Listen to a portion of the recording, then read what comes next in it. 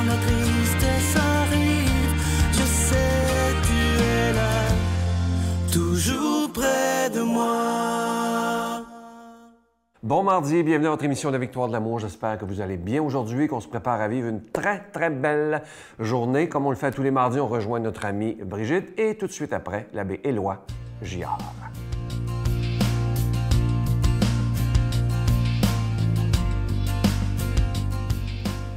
Bon matin tout le monde. J'espère que vous n'avez pas trop pogné les nerfs cette semaine. Pour les amis français, là, pogner les nerfs, ça veut dire s'énerver, s'impatienter, voilà. Alors, est-ce que vous vous êtes mis derrière une automobile, là, puis qui faisait un petit pout-pout sur l'autoroute? Bon, il ne faut pas pogner d'étiquette quand même, là. J'ai un autre petit truc à vous donner pour pratiquer votre humilité, que je me donne à moi-même aussi, là. Mais avant, je veux vous donner 2 petits conseils du pape François, qui est toujours un peu humoristique, hein? 2 petits conseils du pape François pour ne pas critiquer les autres, même quand ils mériteraient une critique, là. Qu'il y en a donc du monde autour de nous qui mériterait des critiques, n'est-ce pas?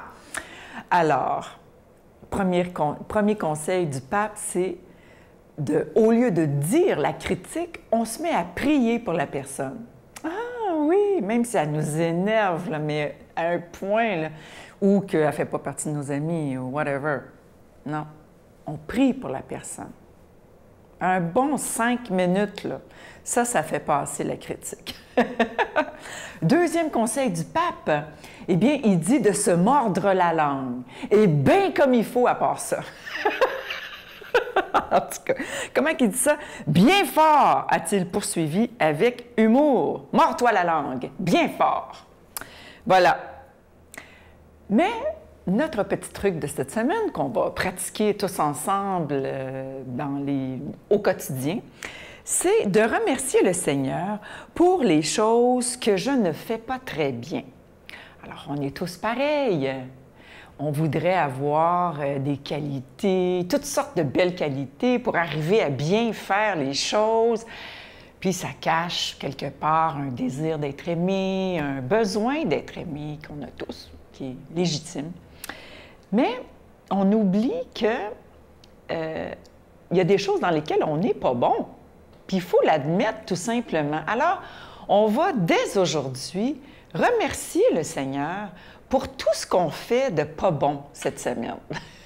Mettons qu'on rate un plat, je fais des exemples de mères de famille, mais je suis sûre, messieurs, ou ceux qui ne sont pas parents, ou qui sont grands-parents, ou qui sont célibataires, on va tous trouver des trucs dans lesquels on n'est vraiment pas excellent cette semaine. Et là, on va remercier le Seigneur au lieu de se fâcher, au lieu de se mettre en colère contre soi-même, au lieu d'être déçu de soi, au lieu de se critiquer, de se rentrer dedans. Non, on dit « Merci Seigneur. Merci Seigneur pour cette faiblesse. Merci pour cette faiblesse. » Parce que peut-être que là, on va se mettre, avec le temps, à faire les choses autrement, puis on va se découvrir peut-être d'autres talents qui étaient cachés. Puis aussi, dans notre service pour le Seigneur, dans nos missions qu'on a en Église, on va essayer de dire « Ah, je ne suis pas là pour briller, je suis là pour montrer mes faiblesses puis que j'ai besoin des autres. » Amen. Notre Père qui es aux cieux, que ton nom soit sanctifié, que ton règne vienne, que ta volonté soit faite sur la terre comme au ciel. Donne-nous aujourd'hui notre pain de ce jour. Pardonne-nous nos offenses comme nous pardonnons à ceux qui nous ont offensés. Ne nous laisse pas entrer en tentation, mais délivre-nous du mal, car c'est à toi qu'appartient le règne, la puissance et la gloire pour les siècles des siècles. Amen. Mon Père, je m'abandonne à toi. Fais de moi ce qu'il te plaira. Quoi que tu fasses de moi, je te remercie. Je suis prête à tout, j'accepte tout, pourvu que ta volonté se fasse en moi, en toutes les créatures. Je ne désire rien d'autre, mon Dieu. Je remets mon âme entre tes mains. Je te la donne, mon Dieu, avec tout l'amour de mon cœur, parce que je t'aime. et que ce m'est un besoin d'amour de me donner, de me remettre entre tes mains, sans mesure, avec une infinie confiance, car tu es mon Père.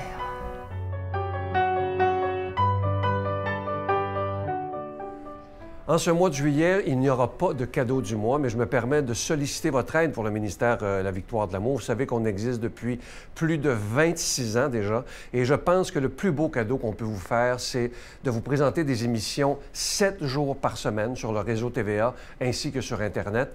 Et ça depuis plus de 26 ans. Et comme je vous disais souvent, il y a une phrase de Saint Paul, vous la voyez à l'écran présentement, qui me touche beaucoup, lorsqu'il dit que chacun donne comme il l'a résolu en son cœur, sans tristesse ni contrainte, car Dieu aime celui qui donne avec joie. Ça veut dire que si ça ne vous tente pas de donner, si ça vous choque parce que je suis obligé de parler d'argent, ne donnez pas. Parce que, je répète cette phrase de Saint Paul qui est très belle, « Dieu bénit celui qui donne avec joie ». Il faut que vous soyez heureux d'aider la victoire de l'amour. Et en aidant la victoire de l'amour, vous devenez des protecteurs de la foi et Dieu sait qu'on en a bien besoin. Je vous donne l'adresse en vous disant merci de tout cœur de donner des mains à la Providence. La victoire de l'amour, case postale 120, succursale Boucherville à Boucherville, le J4B 5E6, je vous la donne. La victoire de l'amour, case postale 120, succursale Boucherville à Boucherville, le J4B 5E6. Également par téléphone, par carte de crédit, du lundi au jeudi de 8h à 17h dans le 514-523-4433, 523-4433 ou sans frais le 1-888-811-9291, 1-888-811-9291 et aussi sur notre site Internet, le www.lavictoiredelamour.org. Merci de tout cœur de votre don spécial de l'été 2021.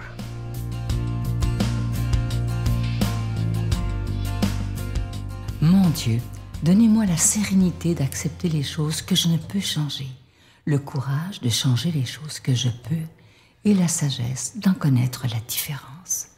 Amen.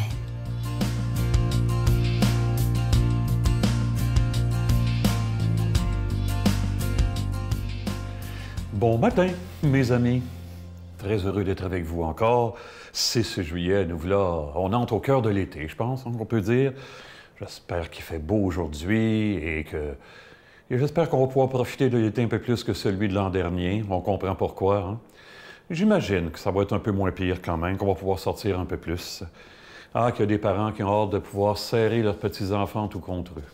J'ai un couple d'amis, moi, qui ont 2 jeunes enfants, puis lui, ses deux parents sont décédés. Il a perdu ses 2 parents très tôt. Puis ces deux garçons, ils m'appellent Papy et Éloi. Puis je les ai appelés il n'y a pas longtemps, on jase un peu, puis on par FaceTime, là. Puis le plus jeune m'a dit tout à coup, « Papy et Éloi, j'ai hâte que tu viennes pour qu'on fasse une bataille de coussins. » Bon, ah oui, on va y aller, tu peux être sûr, mon beau Adam. Je sais pas qui va gagner, là, mais on va y aller. Bon, alors, nous voilà, on ne fera pas une bataille de coussins, mais on va se battre contre nous-mêmes, hein? Ce que les pharisiens ne veulent pas faire dans l'Évangile d'aujourd'hui, on est dans Matthieu. Alors, on présenta à Jésus un possédé qui était muet. Lorsque le démon eut été expulsé, le muet se mit à parler. La foule fut dans l'admiration et elle disait « Jamais rien de pareil ne s'est vu en Israël. » Mais les pharisiens disaient « C'est par le chef des démons qu'il expulse les démons. » Jésus parcourait toutes les villes et tous les villages, enseignant dans leurs synagogues, proclamant la bonne nouvelle du royaume et guérissant toute maladie et toute infirmité. Voyant les foules, il eut pitié d'elles parce qu'elles étaient fatiguées et abattues comme des brebis sans berger. Il dit alors à ses disciples, « La moisson est abondante et les ouvriers sont peu nombreux. Priez donc le maître de la moisson d'envoyer des ouvriers pour sa moisson. » Et il y a quelque temps, j'écoutais sur le net un débat entre 2 jeunes intellectuels français, on peut dire, et le thème du débat, c'était « Est-il rationnel de croire en Dieu? » Il y avait là Alexis, qui est un ancien athée, qui était un athée militant, qui se donnait comme mission de convertir tous les croyants à l'athéisme, jusqu'au jour où il semble que Dieu lui parle intérieurement, puis il lui dit « Je t'aime, Alexis, même si tu fais des choses que tu ne devrais pas faire, je t'aime. » Et ça l'a complètement converti. Et l'autre s'appelait Thomas. Thomas, lui, était un athée de tendance scientifique, là. Puis j'écoutais ça, puis Thomas, il portait un peu bien son nom par rapport à l'Évangile, il échafaudait toutes sortes de théories, avec des courants philosophiques qu'on n'a jamais entendu parler, là, pour toutes sortes d'arguments pour ne pas croire. Et évidemment, c'est important de montrer que la foi est capable d'affronter la raison, bien sûr, dans un monde comme le nôtre, je suis bien d'accord avec ça. Mais des débats comme ça, là, entre nous, ça ne convertit pas grand monde. Hein? On est juste content si chacun sont capables de respecter l'autre. Mais intérieurement, peut-être au niveau de la tête, ça nous amène quelques lumières, mais intérieurement, ça ne m'a pas fait avancer, mais pas du tout. J'aurais aimé ça que Alexis dise par contre à Thomas, « Avant ça, j'étais comme toi, mais j'ai changé drôlement. » C'est pas avec ma tête, ça s'est passé au fond de moi. Je vous dis ça parce que dans l'Évangile qu'on vient d'entendre, les pharisiens, c'est curieux, ils disent, par le chef des démons, que Jésus expulse les démons. Comme si le démon travaillait contre lui-même. Voyons donc, c'est complètement illogique, ça. C'est notre monde, pourtant, hein? Il faut regarder la réalité en face. Les gens ne veulent plus se laisser imposer quoi que ce soit, comme foi en tout cas, et surtout pas par un curé. Qu'est-ce qui va les faire cheminer? Bien, moi, je peux vous nommer au moins deux choses. Un peu de souffrance et, en quelque part, des témoins qui ont été transformés par le Christ. Et c'est ça qu'il nous demande aujourd'hui, prier pour des ouvriers, c'est-à-dire des gens qui vont avoir été transformés par mon amour, qui vont être capables d'en parler dans le monde, d'en témoigner. Et moi, je suis chanceux, j'ai connu les deux simultanément ou presque. J'ai perdu mon frère aîné quand j'avais 18 ans, qui était un homme de foi profonde, un homme engagé, un jeune engagé, il s'appelait Martin, et j'entrais en droit à l'université 3 semaines plus tard. J'entrais tout mêlé, je ne savais pas trop ce que j'allais faire là. Et là, j'ai rencontré en droit un témoin. Il s'appelait André, et il se présentait bien, était agréable à jaser comme tout, et tout à coup, il me dit, « Moi, j'entre au grand séminaire, je suis ici pour une année de maturation, mais l'année prochaine, j'entre au grand séminaire. » Hey, moi qui venais de perdre un frère qui voulait devenir prêtre et qui me questionnait sur ma vie, en jasant avec lui, je me suis bien aperçu que ça me travaillait au fond de moi. Je me suis admis, je n'ai pas trouvé toutes sortes de raisons pour ne pas croire, mais je me suis admis que j'étais traversé, moi aussi, par des désirs profonds. Et je me suis bien aperçu que la foi, c'est pas quelque chose que l'on a, c'est quelque chose que l'on est, qui nous porte, c'est quelque chose qu'on devient. Et, en tous les cas, je comprends, moi, aujourd'hui, de plus en plus, que l'amour ne me demande pas de changer l'autre, mais de vivre en harmonie avec mon cœur profond, puis il va charger du reste. Puis il nous bénit, lui qui est Père, Fils et Esprit Saint. Amen. Bonne vie. À bientôt, tout le monde. Je vous salue, Marie, pleine de grâce. Le Seigneur est avec vous. Vous êtes bénie entre toutes les femmes, et Jésus, le fruit de vos entrailles, est béni. Sainte Marie, Mère de Dieu, priez pour nous pauvres pécheurs, maintenant et à l'heure de notre mort. Amen.